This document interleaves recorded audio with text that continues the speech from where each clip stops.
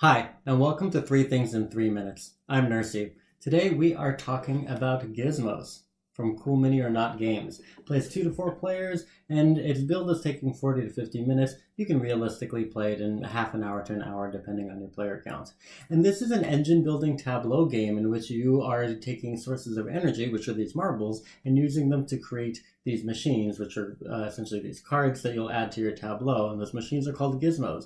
And as you get them, they will give you these passive abilities, which will in turn make it easier for you to build more powerful machines, which then will give you more powerful abilities and so forth. And what you are trying to do is get machines so that you can score the most points by the end of the game.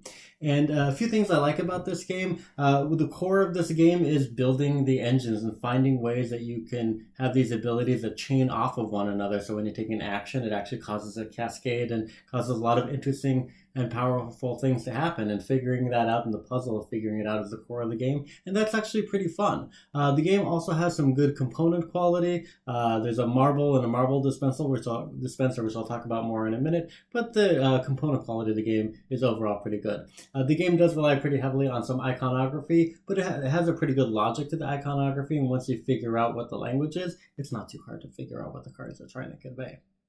A few points to consider about this game.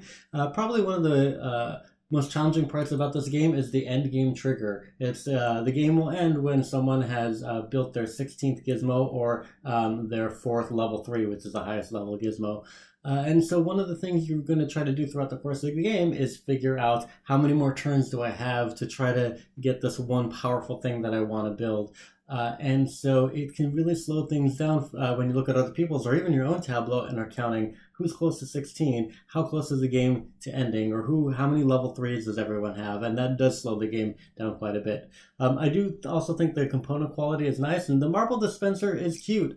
I don't think it's really necessary because, I mean, it makes it a lot easier to grab the marbles than pulling them out of a bag, but it's really mostly there for show. Similarly, the game has some art in it, which is nice, but chances are you're probably not going to pay attention to it, and you're going to cover it up mostly throughout the course of the game. And then the other thing is that the cards have a luck of the draw to them, so really trying to find some gizmos that you can build that can help your engine is pretty luck-based. There is a somewhat underutilized, probably, research mechanic in the game that can help offset that, so just be careful to pay attention to the research mechanic to limit some of the luck-based parts of it. So in summary, it's a simple but fun puzzle engine building game. It's got some good but overproduced components, and it can be some luck based, but better if you pay attention to the research action. Please like and subscribe. Thanks for watching.